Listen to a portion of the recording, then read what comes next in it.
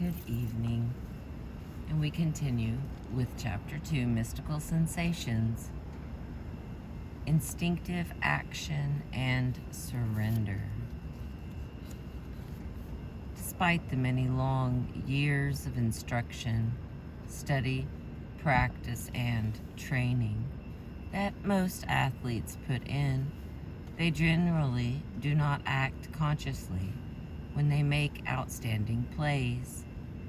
The conscious knowledge of correct and incorrect moves serves as kindling and logs to a fire, but in the white heat of the event, they are burnt into non-existence as the reality of the flames takes over. Flames originating in a source beyond conscious know-how, melding athlete experience and play into a single event. This is not to belittle deliberate training and practice, for without wood there can be no flame. Perhaps we can speak of two stages, conscious and unconscious, neither of which could operate without the other. Because we can talk about it, think about it, read about it. The conscious aspect is familiar to all of us. To some, it is the only reality. We must, however, give equal recognition to the lesser known, unknown, unconscious aspect, the state that can be recalled only after the play has been made.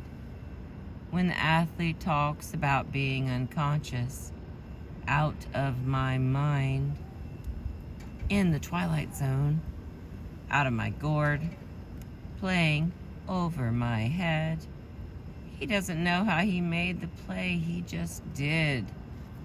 It was instinct. Masters of the martial arts are generally more conscious of the second, unconscious stage than their Western counterparts. In a sense, the latter are in a paradoxical situation, that of being unconscious of being unconscious, as it were. E. Looks like a J. Harrison, a Westerner who made first-hand observations of martial artists and other renowned fighters around the world, tells of a demonstration given by Matsuura, a high-ranking instructor at the Kodokan School of Judo. It's like Kodokan School of Judo. Someone is singing their favorite song. I'm sorry, that's in the background. But we won't have to pay for copyrights on that one, so I can't quite make it out. Alright, sitting on his knees with his back to me and his hands together, he made his mind blank of any conscious thought. The idea was that I was to remain behind him for as long a time as I desired. Then, with all the speed and power I could muster, I was to grab him by the throat and pull him over backwards. I sweated it out for maybe 2 or 3 minutes without making a move. Then I put all the power and speed I could into the effort. My next step was to get up from my back where I had landed in front of him. His explanation was that the action was not conscious, but rather sprang from the seat of reflex control, the tendon or second brain. These things are not taught in the judo college. One does not consciously have to plan how to act. Instead, one lets the appropriate responses happen of themselves. This open secret at the heart of the sports experience has been well described by writer and philosopher Michael Novak. And here's what he wrote. This is one of the great inner secrets of sports. There is a... My book's all winky here. I'm reading against the street light here. With, not against. There we go. All right, here's what is well described by writer and philosopher Michael Novak. This is one of the great inner secrets of sports. There is a certain point of unity within the self, and between the self and its world, a certain complicity and magnetic mating, a certain harmony that conscious mind and will cannot direct. Perhaps analysis and the separate mastery of each element are required before the instincts are ready to assume command, but only at first. Command by instinct is swifter, subtler, deeper, more accurate, more in touch with reality than command by conscious mind. The discovery takes one's breath away. A famous explication of the importance of unconsciousness in sports is German philosopher Eugene Herrigel's description of his efforts to learn Zen archery. The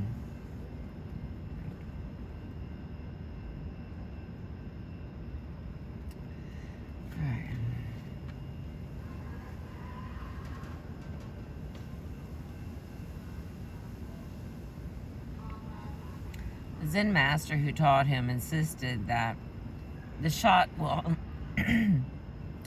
only go smoothly when it takes the archer himself by surprise. You mustn't open the right hand on purpose.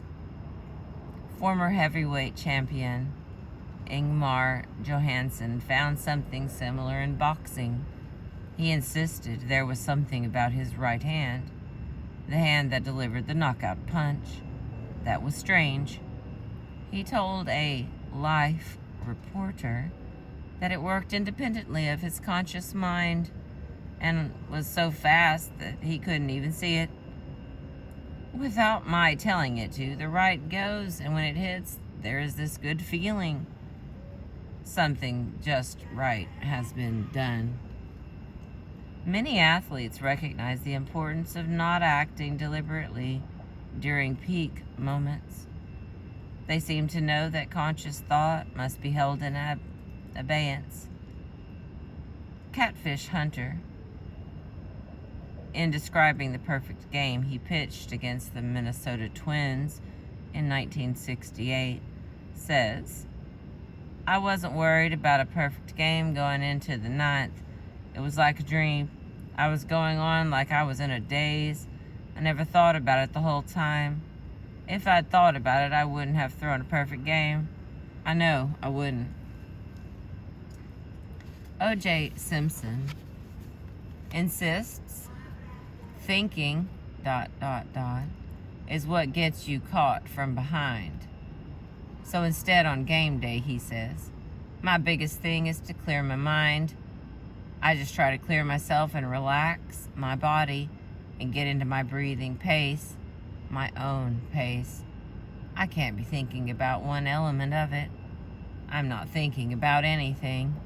So hopefully I'm thinking about everything, pulling in what I need to pull in. You just react instead of consciously thinking about it. Sometimes the unconscious, instinctive action in sport is perceived as coming from a greater power beyond oneself. Utah State University basketball star Wayne Estes, who in his senior year ranked just above Princeton's Bill Bradley and just below leading scorer Rick Barry of the University of Miami, scored 48 points in his final game. In a radio interview following the game, he said, "I was just putting the ball up. Somebody else was putting it in for me." In the 1953 World Series, George Shuba pinch hit a home run. Blinded by the sun, He could barely see the ball, but he hit it out. The second player ever to pinch hit a homer in a series. However, says Shuba, it wasn't me. There was something else guiding the bat. I couldn't see the ball. You can think what you want, but another hand was guiding my bat. The necessity for remaining open and empty, and the need for surrender also figure prominently into the religions of the world. The purpose of surrender, of letting go, in both religion and sport is not to diminish oneself, but to achieve a level of functioning otherwise impossible. The feeling of a greater self taking over, so graphically described by the athletes in this section, has its counterpart in St. Paul's, "Not I live, but Christ liveth in me."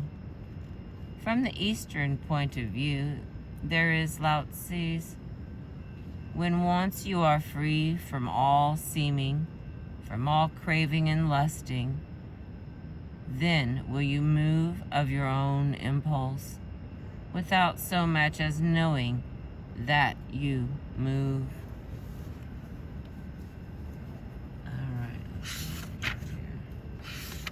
I think I've had enough of my friend singing his song, so I'm gonna stop here and give you a short one.